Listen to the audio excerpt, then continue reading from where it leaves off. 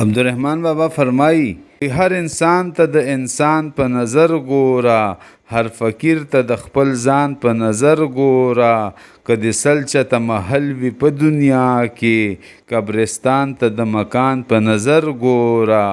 او وی چې پیسه ور سره نه وي خود غریب وي.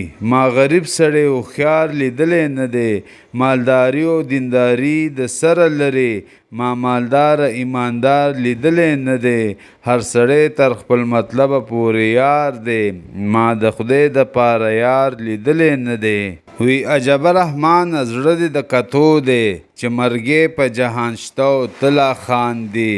وی انسانیت پس دولت نه دی رحمانه، بت که جوړ شي د سرو زرو انسان نه دی. او وی ژوندی ځان په ځمکه ښخ که لکه تخم، که لویي غواړې د خاورو په مقام شه. عبدالرحمن بابا وی زه رحمان اول فقیر بیا بادشاه شوم، زه بادشاه د فقیرانو په دعا شوم.